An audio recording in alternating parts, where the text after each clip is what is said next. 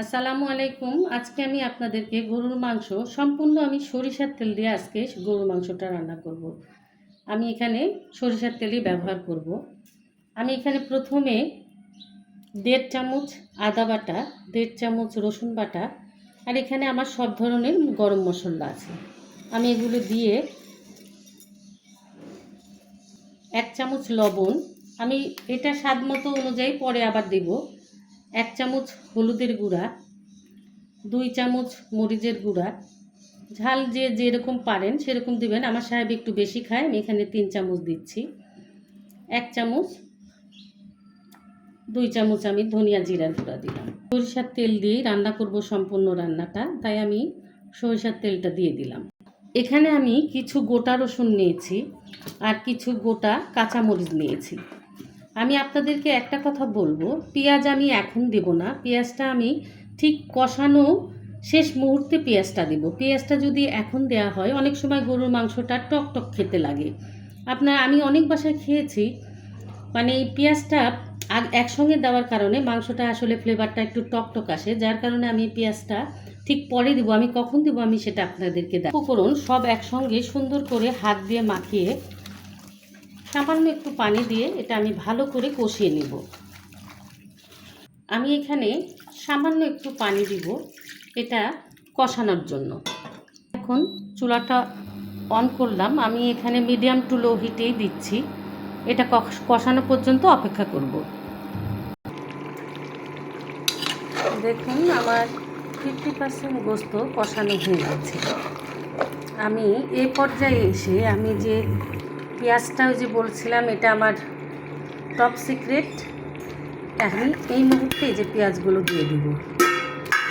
এতে করে আপনি অরিজিনাল গরুর মাংসের ফ্লেভারটা পাবেন আশা করি। অবশ্যই এরকম করে দিয়ে রান্না করে একবার খেয়ে দেখুন।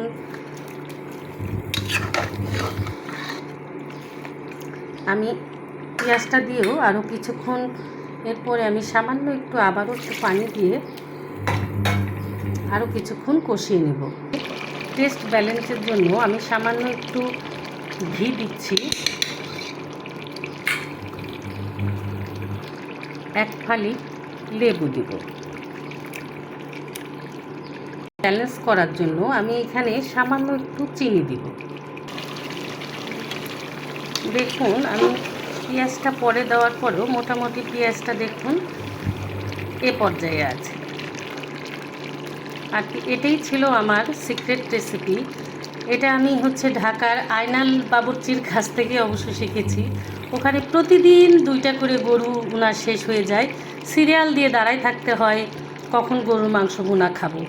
যেহেতু এটা আমি ভুনা, আসলে আমার সাহেব প্রচণ্ড আলু পছন্দ করে, তাই আমি আগে থেকে একটু আলুটা ভেজে রেখেছি।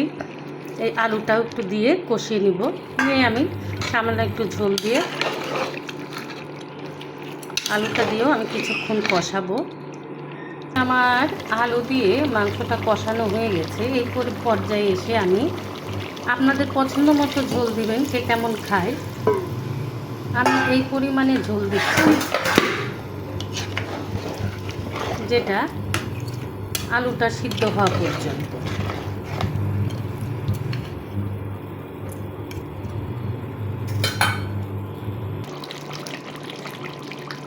আমার গোস্তটা মোটামুটি হয়ে এসেছে। আমি এই পর্যায়ে এসে একটু চিলি ফ্লেক্স আর ভাজা জিরার গুঁড়ো ছিটিয়ে দেব। হালকা হাতে একটু নাড়াচাড়া করে আমি রান্নাটা শেষ করব। আমি আপনাদের ফাইনাল লুকটা দেখাচ্ছি। আমি রান্না কমপ্লিট করে ফেলেছি। এই ছিল আজকের আমার গরুর মাংস রান্না। আর আমি আপনাদের সাথে তো গোপন একটা টিপস শেয়ার করেছি, আপনারাও অবশ্যই এইভাবে ট্রাই করে দেখবেন যে গরুর মাংসের অরিজিনাল ফ্লেভার সেটা আপনারা অবশ্যই পাবেন। আর আপনাদের আইনালের হোটেল বাবুর্চির, ঢাকার আইনালের বাবুর্চি যে 2টা গরুর গোস্ত শেষ হয়ে যায়, ওরকম খেতে আপনাদের ঘরেই খেয়ে যাবেন, আর বাইরে যেতে হবে না। অবশ্যই আপনারা ট্রাই করবেন। আল্লাহ হাফেজ।